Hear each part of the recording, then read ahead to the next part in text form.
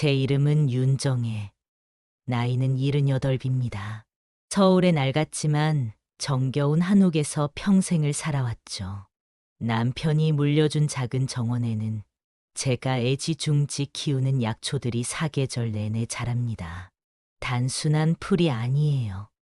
저희 집안 대대로 내려오는 몸과 마음을 치유하는 비법이 담긴 생명들이죠. 사람들은 제게 약초 할머니라고 부르며 작은 병치레가 있을 때마다 찾아오곤 했습니다. 그저 쌉싸름한 차 한 잔 내어주는 게 전부였지만 그걸로 제 존재의 의미를 찾곤 했습니다. 제겐 아들 하나, 딸 하나가 있습니다. 아들은 번듯한 사업체를 운영하고 딸은 강남에서 잘 나가는 의사와 결혼해 부족함 없이 살고 있죠.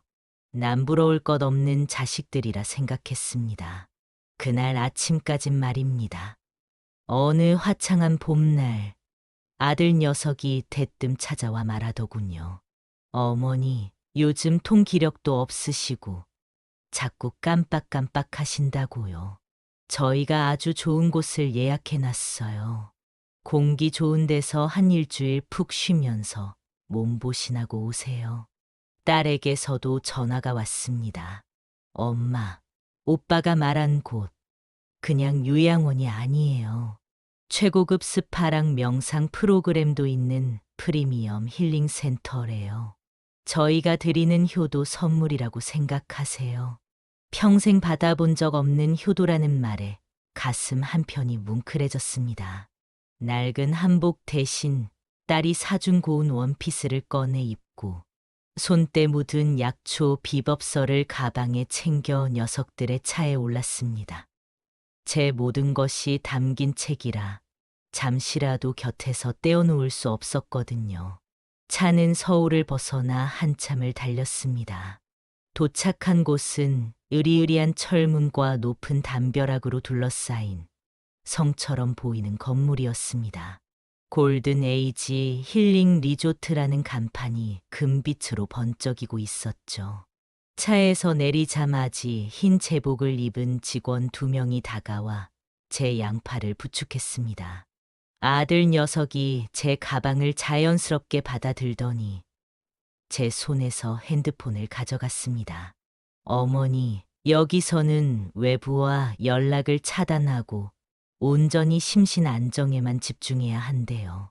핸드폰은 저희가 잘 보관하고 있을게요. 정신을 차릴 새도 없이 제 손에 있던 모든 것이 사라졌습니다. 딸은 제 등을 떠밀며 속삭였습니다. 엄마, 잠깐이면 돼. 금방 다시 모시러 올게. 그 잠깐이 영원이 될 수도 있다는 사실을 깨닫는 데는 그리 오랜 시간이 걸리지 않았습니다. 저를 안내한 방은 병실처럼 차가웠고 창문에는 쇠창살이 박혀 있었습니다. 문이 닫히는 순간 밖에서 자물쇠가 잠기는 소리가 들렸습니다. 이곳은 힐링 센터가 아니라 감옥이었습니다. 며칠 동안 저는 얌전히 그들의 규칙에 따랐습니다. 정해진 시간에 밥을 먹고 의미 없는 그림을 색칠하고 억지로 웃으며 체조를 했습니다. 혹시나 하는 마음에 탈출을 시도해 봤지만 모든 비상구는 굳게 잠겨 있었습니다. 제 자식들은 단 한 번도 찾아오지 않았습니다. TV를 켜기 전까지는 저는 그저 늙은 어미가 귀찮아진 것이라, 그래서 잠시 격리해 둔 것이라 애써 믿으려 했습니다. 그날 저녁 뉴스 시간이었습니다. 건강기능식품 분야에서 돌풍을 일으키고 있는 신생 기업을 소개하더군요. 화면에 등장한 것은 제 아들과 딸이었습니다. 어머니의 정성이라는 이름의 회사였죠. 그들은 환하게 웃으며 자신들의 성공 비결을 이야기했습니다. 저희 어머니는 평생을 약초와 함께 살아오신 분입니다. 그 비법을 이어받아 더 많은 분의 건강에 이바지하고 싶었습니다. 지금 어머니께서는 편안한 곳에서 요양 중이시지만 저희의 성공을 분명 기뻐하실 겁니다. 그들의 손에 들린 화려한 포장 상자에는 제가 평생을 바쳐 만든 만병, 통치차의 그림이 새겨져 있었습니다. 제 약초 비법서를 훔쳐다 싸구려 재료로 대량 생산해서 팔아먹고 있었던 겁니다. 피가 거꾸로 솟았습니다. 분노보다 더 큰 배신감에 숨을 쉴 수가 없었습니다. 녀석들은 제 인생과 철학, 그리고 제 존재 자체를 훔쳐간 것이었습니다. 그날 이후 저는 살아있는 시체처럼 지냈습니다. 하지만 제 안에 무언가가 아직 죽지 않았다고, 이대로 끝낼 수는 없다고 속삭이고 있었습니다. 그러던 어느 날, 제 방 청소를 담당하는 젊은 미화원 청년이 제게 조심스럽게 말을 걸어왔습니다. 할머니, 매일 정원만 바라보시네요. 혹시 저기 저 풀 이름 아세요? 그가 가리킨 곳에는 투구꽃이 자라고 있었습니다. 아름답지만 아주 강한 독을 품고 있는 식물이었죠. 저는 나지막이 말했습니다. 저건 사약의 재료로도 쓰였던 독초란다. 뿌리에 맹독이 있지. 저걸 원장님 연못의 잉어들이 뜯어먹기라도 하면 하룻밤 사이에 다 죽어나갈 게야. 청년의 얼굴이 하얗게 질렸습니다.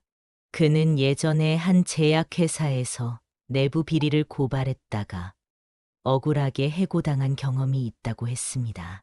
그래서인지 불의를 보면 참지 못하는 성격이었죠.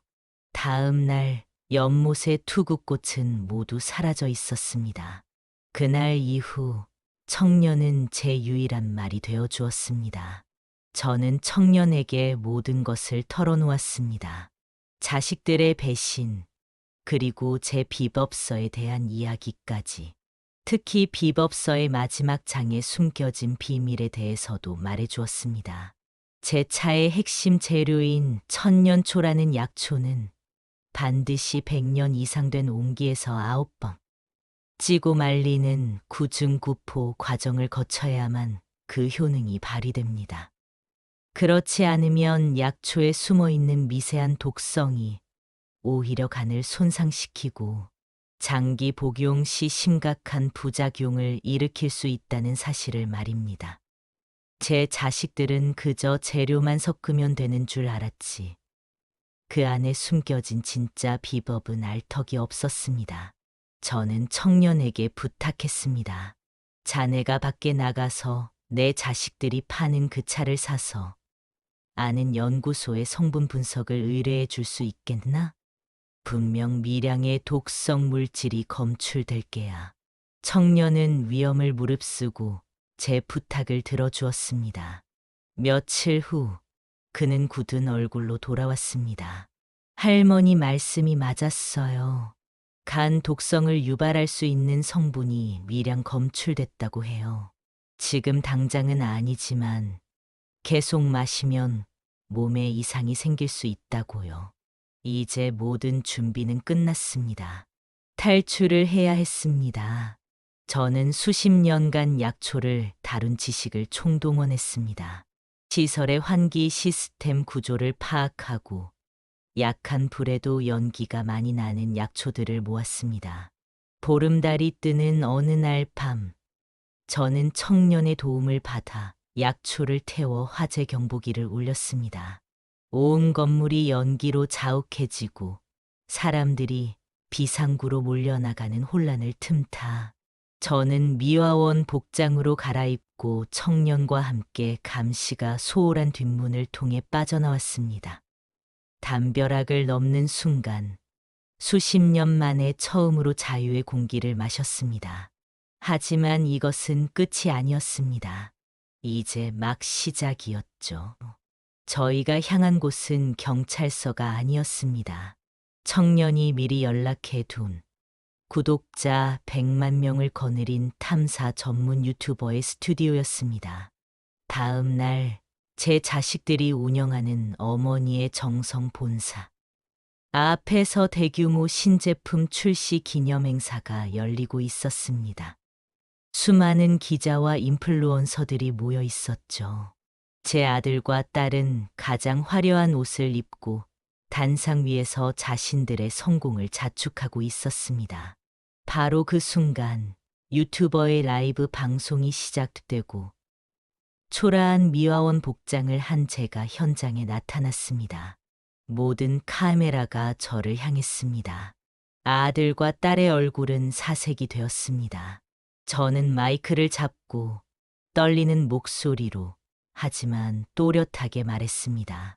저는 어머니의 정성이라는 이름 뒤에 숨겨진 버려진 진짜 어머니 윤정혜입니다. 저는 모든 것을 폭로했습니다. 저를 정신병자로 몰아 감금하고 제 평생의 비법을 훔쳐 사람들을 속여온 제 자식들의 추악한 진실을 말입니다. 그리고 결정적으로 그들이 파는 차에 숨겨진 독성의 비밀을 밝혔습니다. 너희들이 진정 내 비법을 이어받았다면 지금 이 자리에서 구중구포의 과정을 설명하고 진짜 천년초 차를 만들어 보아라. 당연히 녀석들은 아무것도 하지 못했습니다.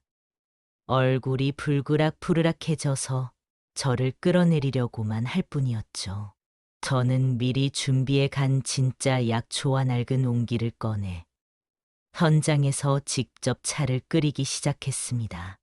9번 찌고 말린 천년초가 끓는 물에 닿는 순간 깊고 은은한 향기가 행사장 전체에 퍼져나갔습니다. 흉내 낼 수 없는 진짜 장인의 향기였죠. 사람들은 넋을 잃고 그 광경을 지켜보았습니다. 라이브 방송의 채팅창은 폭발했고 그날의 영상은 대한민국을 뒤흔들었습니다. 그 후 모든 것은 무너져 내렸습니다. 어머니의 정성의 주가는 폭락했고 소비자들의 집단 소송이 빗발쳤습니다. 아들과 딸은 사기 및 존속 유기 혐의로 경찰 조사를 받게 되었고 평생 쌓아 올린 모든 것을 잃었습니다. 저는 제 낡은 한옥으로 돌아왔습니다. 하지만 예전처럼 혼자는 아니었습니다. 저를 도와준 의로운 청년과 제 이야기를 듣고 찾아온 젊은이들과 함께 그곳을 정해 약초 학교라는 이름의 작은 커뮤니티로 만들었습니다. 저는 더 이상 차를 팔지 않습니다. 대신 돈이 없어도 누구나 와서 약초를 배우고 마음을 나눌 수 있는 공간을 열었습니다. 자식들은 제게 용서를 구하러 찾아왔지만 저는 그들을 용서하지 않았습니다. 다만 제 인생에서 그들을 지원했을 뿐입니다. 진정한 복수는 그들을 파멸시키는 것이 아니라 그들이 그토록 망가뜨리려 했던 제 삶을 더욱 찬란하게 가꾸어 나가는 것임을 깨달았기 때문입니다. 이제 저는 누구의 엄마도 약초 할머니도 아닙니다. 저는 그저 제 삶의 주인인 윤정혜입니다. 제 정원에는 오늘도 새로운 생명들이 뿌리를 내리고 있습니다. 마치 모든 것을 잃은 자리에서 다시 피어난 제 인생처럼 말입니다.